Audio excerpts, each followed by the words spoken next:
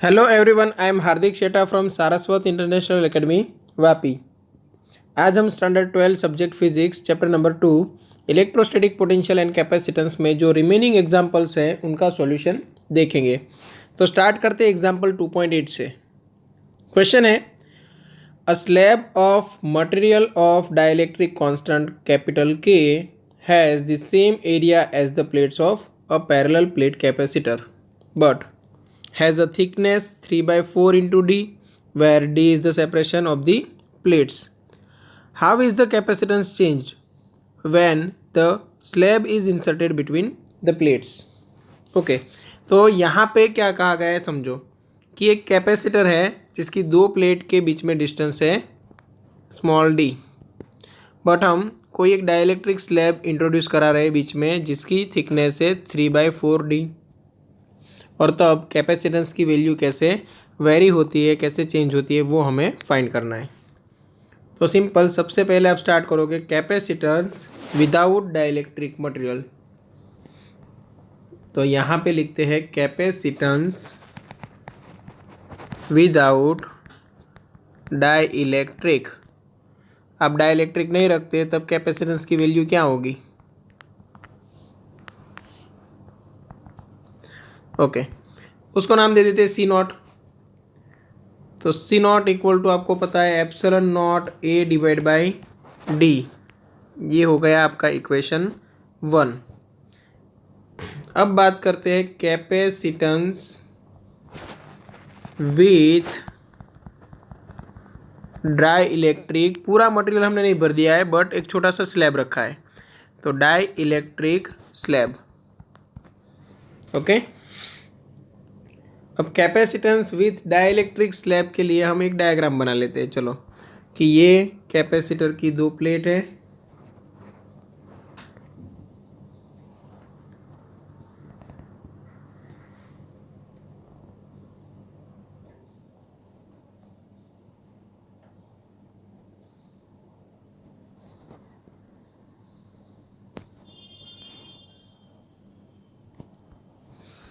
चलो ये दो प्लेट के बीच में जो डिस्टेंस है वो है small D.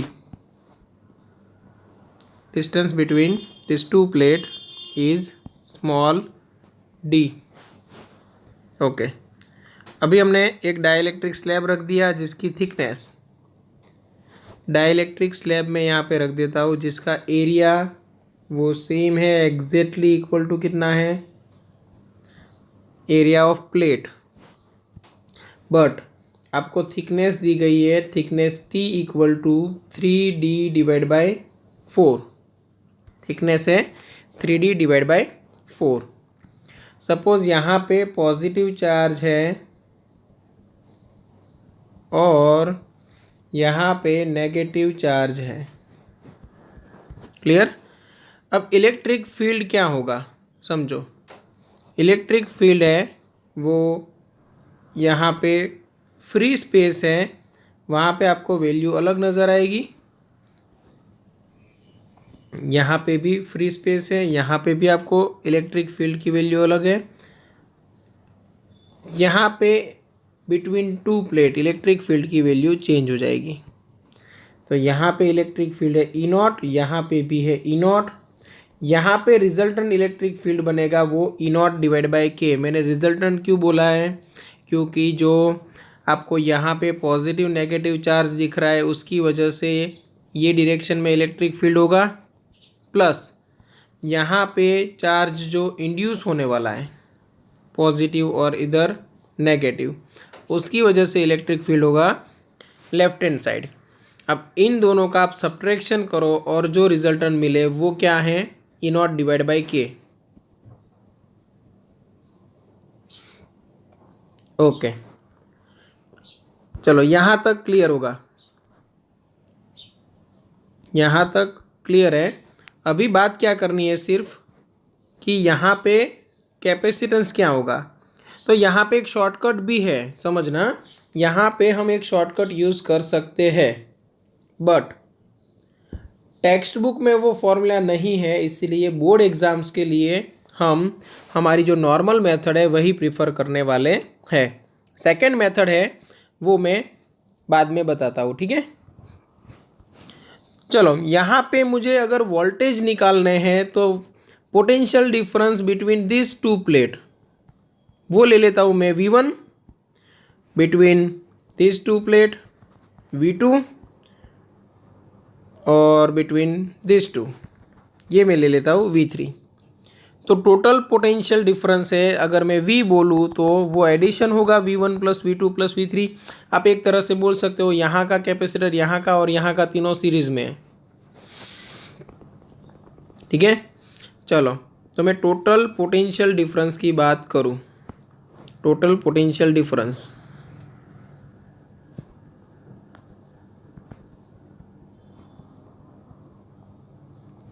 Between two plate, तो मैं लिख सकता हूँ V equal to V1 plus V2 plus V3।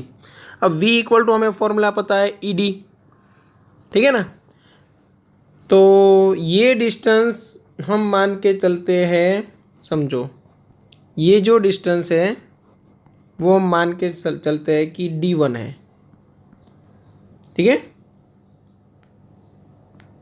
ये जो डिस्टेंस है वो मान के चलते हैं D1 है, और ये जो डिस्टेंस है वो हम मान के चलते हैं D2 है। तो मैं यहाँ पे लिख सकता हूँ E0 इंटू D1, है ना, plus V equal to ED formula हमें पता है। यहाँ पे जो इलेक्ट्रिक फील्ड है वो E0 बाई के इंटू डिस्टेंस कितना है 3D/4, और प्लस यहाँ पे E0 इंटू क्या करना है D2, यहाँ पे हमें करना है E0 इंटू D2। चलो यहाँ तक क्लियरली समझ में आया होगा। V इक्वल टू करना था E0, V इक्वल टू हमें रखना था E0 into distance, electric field into distance, electric field into distance यहाँ पे किया E0 into D1। Second step में E0 बाई के इंटू 3D/4, थर्ड स्टेप में E0 इंटू D2। तो हमें टोटल पोटेंशियल डिफरेंस मिल गया। अब यहाँ पे देखो तो E0 कॉमन निकाल लो, अंदर क्या बचेगा, तो मैं D1 D2 को एक साथ ले लेता हूँ, D1 प्लस D2, प्लस क्या बच रहा है 3D/4 अब D1 प्लस D2 क्या होगा वो आप खुद सोच सकते हो। E0 की वैल्यू मुझे पता है सिग्मा अपॉन एप्सिलॉन नॉट, यहाँ पे हम साथ में लेके चल रहे हैं किसको, पोटेंशियल डिफरेंस V को,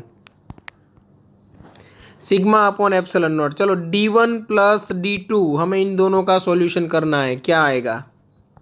तो आप सोचो खुद कि अगर मैं इतने बड़े डिस्टेंस में से, समझना ये D1 प्लस D2 चाहिए, तो इतने बड़े डिस्टेंस में से इतना मैं माइनस कर दूँ तो मुझे D1 प्लस D2 मिल जाएगा, क्योंकि बाकी का पार्ट क्या है D1 प्लस D2। मतलब मैं D1 प्लस D2 की जगह पे D माइनस T लिख सकता हूँ। तो मैंने यहाँ पे लिख दिया D minus 3D/4 plus 3D/4 के एज इट इज़।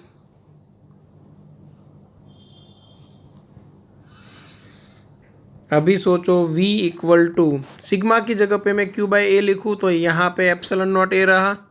चलो इसमें से D में अगर कॉमन निकाल लूँ, या तो अभी अंदर ही रखते हैं, इनका सॉल्यूशन करते हैं। तो 4D माइनस 3D मतलब D, तो ये D/4 प्लस ये रहा 3D/4 के, D/4 कॉमन निकाल लो तो Q/एप्सिलॉन नॉट A इंटू D/4, अंदर क्या बचा 1 plus 3/K।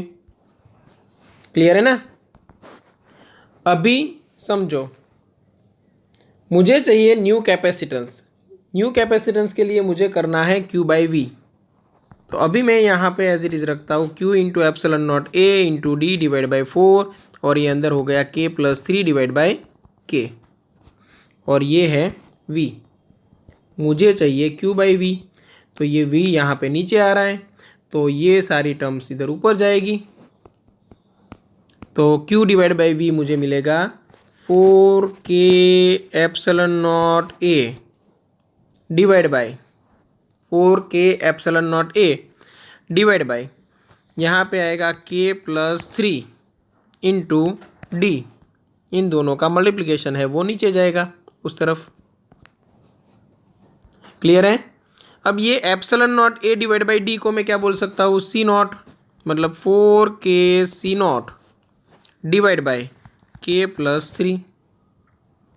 4k C naught divide by K plus 3, मतलब मैं 4k plus K plus 3, 4k divide by K plus 3 अलग ले लेता हूँ और यहाँ पे मैं लिख देता हूँ सी नॉट, और ये हो गया q बाई वी मतलब c। ये आपका आंसर है। क्लियर। एक ही चीज़ याद रखनी है कि यहाँ पे मैंने d1 प्लस d2 को लिया है d minus D by 3d/4, ठीक है ना। और वो भी कैसे, तो डायग्राम की हेल्प से, कि हम लिख सकते थे d equal to d1 plus d2 plus 3d divide by 4 लिख सकते थे ना, क्योंकि ये जो d है वो इन तीनों का एडिशन है।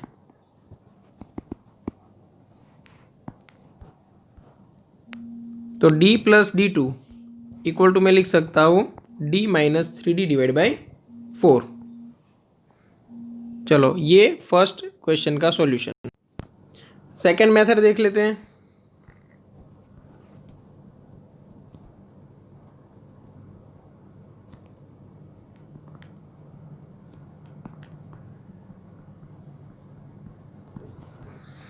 आप direct c equal to formula लगा सकते हो जब भी स्लैब रखा जाए, epsilon naught a divide by d minus t plus t by k. ये मैंने लास्ट क्लास में प्रूव भी किया था फॉर्मूला। तो epsilon naught a divide by d minus T thickness मतलब 3d डिवाइड बाई 4 हो गया, और प्लस ये हो गया 3d डिवाइड बाई 4k। अब epsilon naught a divide by D common निकाल लो, अंदर 1 minus 3/4 plus 3/4k। Epsilon naught a divide by D मतलब सी नॉट, और डिवाइड बाई यहाँ पे बोल सकते हो आप 1/4 प्लस 1/4 प्लस 3/4k। उसमें से 1/4 कॉमन निकालो तो 4 ऊपर चला गया, ठीक है ना। नीचे क्या बचा, तो 1 प्लस 3/k, उसकी जगह पे मैं लिख सकता हूँ k/3 डिवाइड बाई के इंटू सी नॉट। तो ये k भी ऊपर गया, तो 4k divide by K plus 3 into C not आपका आंसर, ठीक है ना। आप ऐसे भी सॉल्व कर सकते हो, बट हो सके तो ये जो पहली वाली मेथड है वो बोर्ड एग्जाम के लिए प्रीफर करो।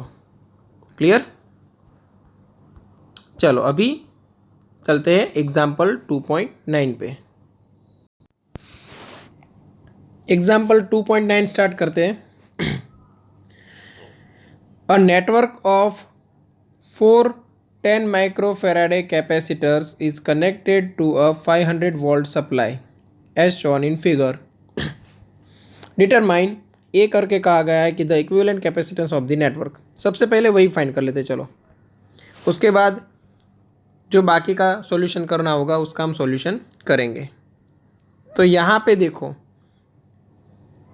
सपोज बैटरी में से चार्ज निकल रहा है, पॉजिटिव चार्ज यहाँ पे, उसके 2 डिवीज़न हो रहे हैं। फिर यहाँ पे ये पूरा सीरीज़ कनेक्शन है, C1 C2 एंड C3 ये तीनों सीरीज़ कनेक्शन में है। तो जो सीरीज़ में है उसको हम अलग कलर से डिनोट कर देते हैं और पैरेलल को अलग रखते हैं ताकि कन्फ्यूज़न ना हो। चलो क्लियर। ये C4 एक है, वो ये ब्रांच के साथ पैरेलल में है। याद रखना, आप कभी भी ये नहीं बोल सकते कि यहाँ पे C1 and C4 are in parallel. यहाँ पे भी तो चार्ज डिवाइड हो रहा है ना, ये पॉइंट से इस तरफ और इस तरफ ऊपर की ओर, ये राइट हैंड साइड की ओर चार्ज डिवाइड हो रहा है। बट फिर भी हम C1 एंड C4 को डायरेक्ट पैरेलल में नहीं बोल सकते। क्यों? क्योंकि C1 है वो ऑलरेडी कनेक्टेड है इन series with C2 and C3, with C2 and C3। Clear. तो आपको अगर बोलना है कि यहाँ पे पैरेलल कनेक्शन है तो बोलना पड़ेगा कि ये पूरी ब्रांच और ये ब्रांच, ये दोनों ब्रांचेस है वो पैरेलल में है। क्लियर?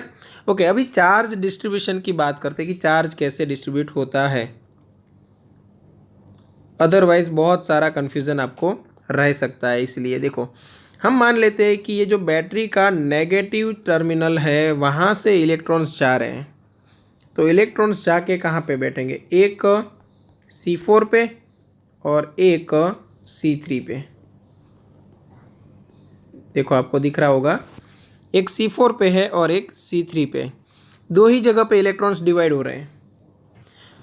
ओके, बैटरी और किसके कांटेक्ट में है, तो बैटरी है वो दूसरी C4 एंड C1 की अदर प्लेट्स के साथ कांटेक्ट में है।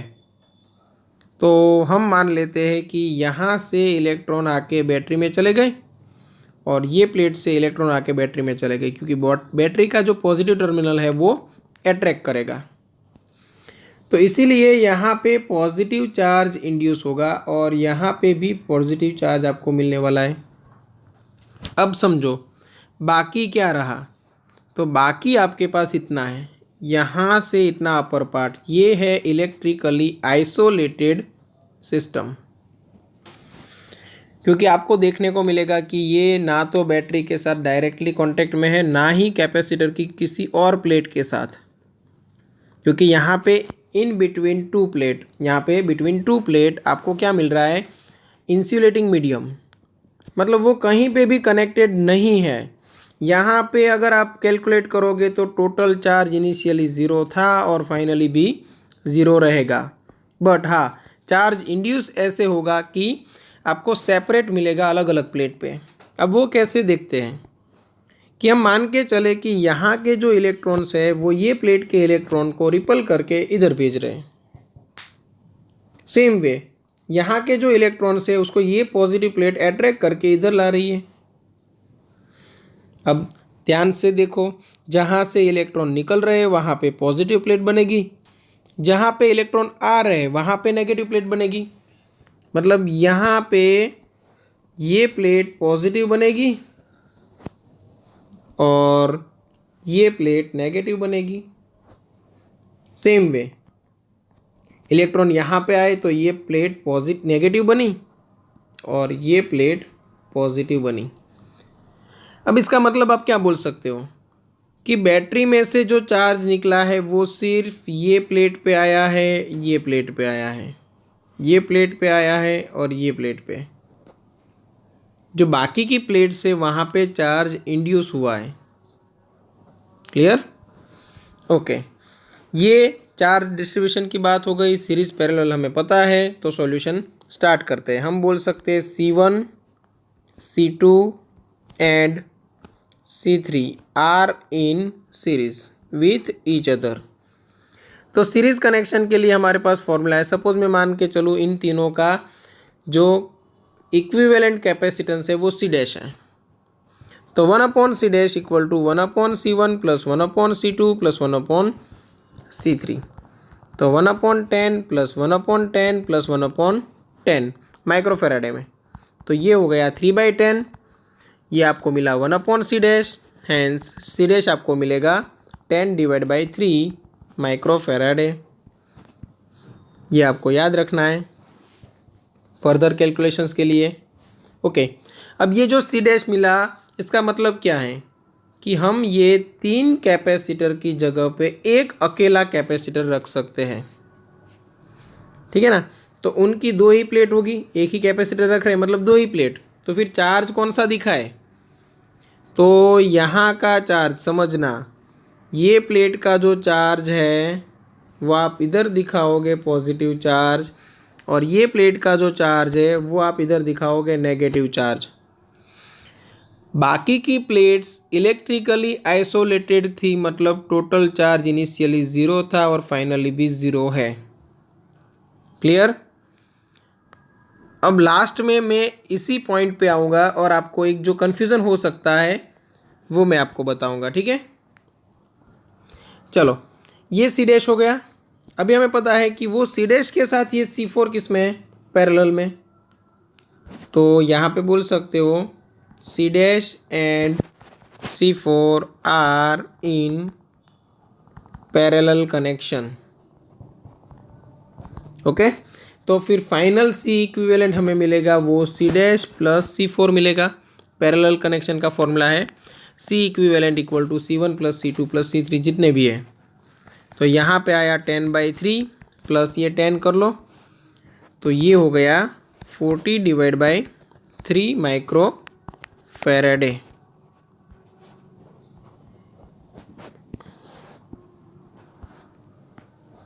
ये आपका आंसर।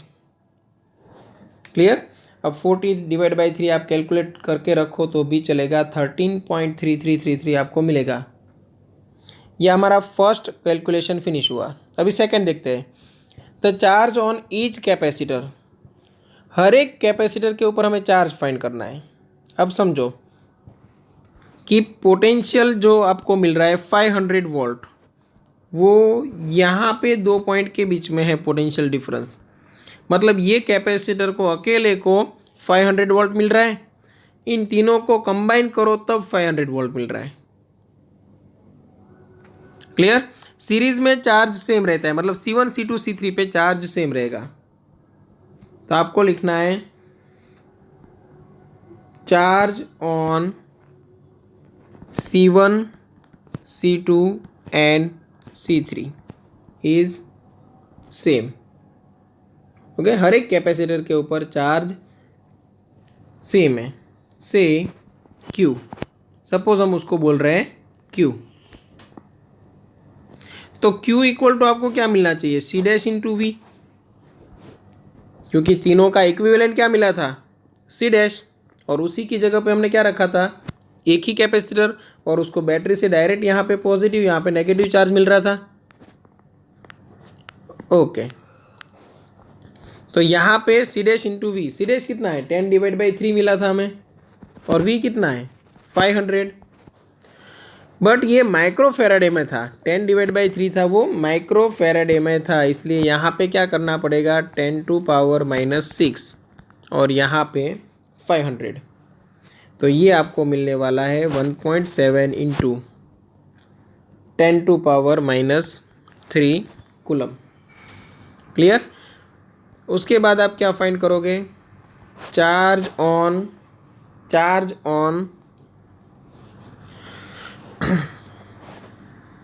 C4, अब उसको नाम दे देते Q4।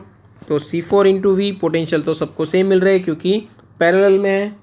तो यहाँ पे C4 कितना था 10 माइक्रोफेराड है, मतलब 10 इंटू 10⁻⁻6 इंटू 500, तो ये 5 इंटू 10⁻⁻3 कूलम। ये आपको मिल गया Q4। अब कन्फ्यूज़न की बात करते हैं कि कन्फ्यूज़न क्या हो सकता है, कि हमने ऊपर देखा सीरीज़ कनेक्शन में 3 कैपेसिटर थे, C1 C2 C3, C1 C2 C3। अब इन दोनों पॉइंट के बीच में 500 वोल्ट हम सप्लाई कर रहे थे, बीच में एक और कैपेसिटर था, बट 500 वोल्ट तो इन तीनों को भी मिल रहे थे। अब टोटल चार्ज हमें कितना मिला 40/3, समझना, सॉरी, टोटल चार्ज हमें यहाँ पे मिला है 1.7 इंटू 10⁻³ कूलम। तो ये कैपेसिटर पे आपको 1.7 इंटू 10⁻³ कूलम मिलेगा, यहाँ पे भी 1.7 इंटू 10⁻³ और यहाँ पे भी 1.7 इंटू 10⁻³ कूलम मिलेगा। तो ऐसा क्यों, यहाँ पे जो चार्ज एंटर हो रहा था वो भी उतना ही था 1.7 इंटू 10⁻³ कूलम, तब तो यहाँ पे 3 कैपेसिटर में डिवाइड होना चाहिए, ठीक है ना। पॉजिटिव चार्ज की बात करें तो यहाँ पे उतना ही ऐड हो रहा था, यहाँ पे उतना ही निकल रहा था। तो याद रखना कि जो भी चार्ज मिल रहा है वो यहाँ पे एंडिंग पॉइंट प्लेट्स को ही मिल रहा है बैटरी की हेल्प से, इसीलिए चार्ज एक ही बार काउंट होता है। बाकी की ये जो प्लेट्स है वो इलेक्ट्रिकली आइसोलेटेड है, मतलब यहाँ का चार्ज इधर गया इसीलिए ये नेगेटिव बना, ये पॉजिटिव। सेम वे इधर से इलेक्ट्रॉन इधर आए तो ये नेगेटिव बना, सॉरी, जहाँ से इलेक्ट्रॉन आए वो पॉजिटिव बना खुद, और जहाँ पे इलेक्ट्रॉन गए वो नेगेटिव। मतलब ये जो ब्लू कलर से आपको चार्जेस दिख रहे हैं वो एक्चुअल में सेपरेट हुए हैं, सिर्फ उनका इनिशियल टोटल करो तो ज़ीरो था और फाइनल टोटल करो तो भी ज़ीरो मिलेगा। क्लियर। तो यहाँ से जो चार्ज एंटर होगा वो हम मान सकते हैं तीनों कैपेसिटर पे होगा, क्योंकि हम जब चार्ज कैपेसिटर का काउंट करते हैं तब magnitude of charge on any one plate लेते हैं। दोनों प्लेट का टोटल करो तो ज़ीरो ही मिलेगा, क्योंकि एक होगा प्लस क्यू तो दूसरा होगा माइनस क्यू। क्लियर। तो यहाँ पे कंफ्यूज नहीं होना है। अगर आपको कुछ ऐसी सिस्टम दी जाए, कोई ऐसी सिस्टम दी जाए कि जिसमें यहाँ पे 3 कैपेसिटर है फॉर एग्ज़ाम्पल, हाँ, और यहाँ पे एक ही कैपेसिटर है। अब यहाँ से जो टोटल चार्ज एंटर हो रहा है सपोज़ 400 माइक्रोकुलम, एक कैपेसिटर है उधर जा रहा है सपोज़ 100 माइक्रोकुलम और इधर चार्ज जा रहा है 300 माइक्रोकुलम। तो हर एक कैपेसिटर के ऊपर चार्ज 100 नहीं करना है, हर एक कैपेसिटर के ऊपर चार्ज रहेगा 300 माइक्रोकुलम। कैसे? तो जो भी चार्ज गया था वो एंडिंग प्लेट पे था और उसी को हम बोलते हैं 300, बस उतना ही ऑपोजिट यहाँ पे इंड्यूस हुआ था, इसलिए हर एक प्लेट पे काउंट किया जाता है 300 300 300। टोटल चार्ज 900 आपको काउंट नहीं करना है। क्लियर। चलो ये 2.9 का सॉल्यूशन हो गया। अभी चलते हैं नेक्स्ट क्वेश्चन पे। Example 2.10। Question 2.10, a 900 picofarad capacitor is charged by 100 volt battery. How much electrostatic energy is stored by the capacitor. सबसे पहले ए का सॉल्यूशन कर लेते हैं। चलो कैपेसिटर कितना है 900 पिकोफेराडे, मतलब 9 into 10 to power -12 plus 2 -10 farad बोल सकते हैं। पिकोफेराडे तो यहाँ पे आएगा 10 टू पावर -12 और ये +2 तो हो गया 10 टू पावर -10 फेराडे। कितने पोटेंशियल से चार्ज किया हुआ है 100 वोल्ट बैटरी से। और आपको क्या पूछा गया है इलेक्ट्रोस्टैटिक पोटेंशियल एनर्जी। ये इनिशियल है तो हम नाम दे देते हैं U0। ठीक है। तो U0 इक्वल टू आप फॉर्मूला लगा सकते हो हाफ CV²। अब वैल्यू डाल दो, हाफ C की वैल्यू है 9 into 10 to power -10, 9 into 10 to power -10 और V की वैल्यू है 100 और उसका स्क्वायर। 9 डिवाइड बाई 2 मतलब 4.5 इंटू 10 टू पावर -6। ये इनिशियल पोटेंशियल एनर्जी हमें मिल गई। ठीक है। उसके बाद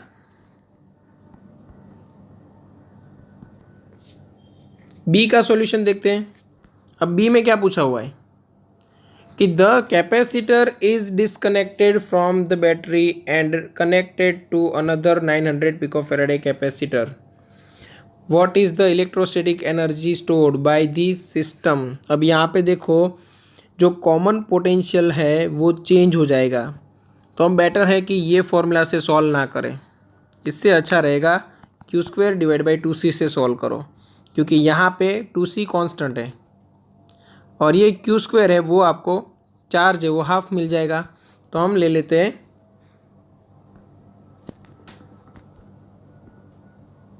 charge will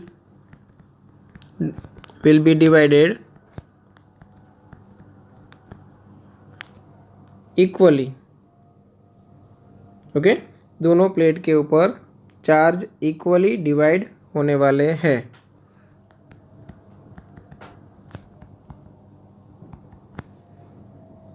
on each capacitor.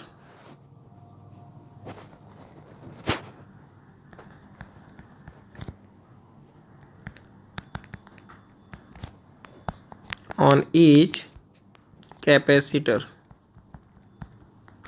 Okay, तो अभी हम ले लेते हैं चार्ज जो है इनिशियल चार्ज, हाँ,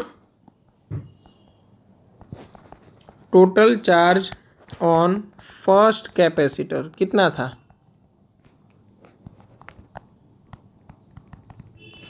तो वो था Q0 equal to C0 into we, या तो सी वी बोल सकते हो आप, Q equal to C V बोल दो। और C कितना था? 9 इंटू 10⁻⁻10 और ये 100। Okay, 9 into 10⁻⁻10 into 100। तो ये चार्ज था 9 इंटू 10⁻⁻8 कूलम। अब ये हाफ हाफ डिवाइड हो गया। क्लियर? अब हाफ हाफ डिवाइड हो गया तो क्या हुआ समझो। तो एक के पास गया Q/2 और दूसरे कैपेसिटर के पास भी गया Q/2 और दोनों कैपेसिटर का मैग्नीट्यूड सेम है।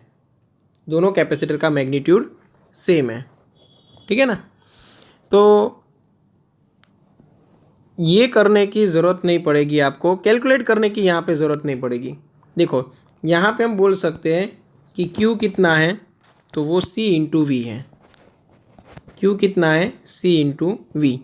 ये इक्वेशन 1 नाम दे दो, ये 2 नाम दे दो। अब एक एक कैपेसिटर के ऊपर हाफ हाफ चार्ज चला गया तो पछी और पोटेंशियल एनर्जी क्या मिलेगी? तो फिर पोटेंशियल एनर्जी आपको मिलने वाली है total potential energy equal to potential energy on capacitor 1 plus potential energy on capacitor 2। तो U टोटल इक्वल टू आपको यहाँ पे लिखना है Q dash square divide by 2C plus Q dash square divide by 2C, ठीक है। Q dash equal to क्या हो गया? Q/2 उसका स्क्वायर करो डिवाइड बाई 2C प्लस यहाँ पे Q/2 उसका स्क्वायर करो डिवाइड बाई 2C। तो Q²/4 होगा, उसमें से 1/4 में अगर कॉमन निकाल लूँ तो अंदर क्या बचेगा? Q²/2C plus Q²/2C। Clear? Q²/2C वो क्या था? तो वो इनिशियल पोटेंशियल एनर्जी था। तो हम यहाँ पे U0 इक्वल टू मैं लिख देता हूँ Q² डिवाइड बाई 2C। तो 1/4 इंटू आप क्या कर सकते हो? U0 प्लस U0 मतलब 2U0 डिवाइड बाई 4 मतलब U0 डिवाइड बाई 2 मतलब 4.5 इंटू 10⁻⁻6 डिवाइड बाई 2 मतलब ये 2.25 इंटू 10⁻⁻6 जूल। तो हाफ पोटेंशियल एनर्जी यहाँ पे मिली U0 डिवाइड बाई 2। तो फिर हाफ गई किधर समझो। एक कैपेसिटर था जिसके पास एनर्जी थी 4.5 इंटू 10⁻⁻6 जूल। अब उसको हमने, ये चार्ज कैपेसिटर था उसको हमने कनेक्ट कर दिया सेम वैसे दूसरे अनचार्ज कैपेसिटर के साथ। तो फिर हम ये एक्सपेक्ट करते थे कि दोनों में हाफ हाफ एनर्जी डिवाइड होगी, बट एक्चुअल में डिवाइड क्या हुई है? तो यहाँ पे जो पोटेंशियल एनर्जी है उसका 4th पार्ट हुआ, मतलब इसका अभी 2 से डिवीज़न कर दो तो ये मिलेगा आपको 1.125। तो दोनों पे कितनी गई? 1.125 इंटू 10⁻⁻6 जूल, 1.125 इंटू 10⁻⁻6 जूल। और हमने जब दोनों का एडिशन किया, मतलब ये टोटल एनर्जी में दोनों का एडिशन किया, देखो तो दोनों का एडिशन आपको मिला 2.25 इंटू 10⁻⁻6 जूल। ओके, तो बाकी की 2.25 इंटू 10⁻⁻6 जूल कहाँ गई?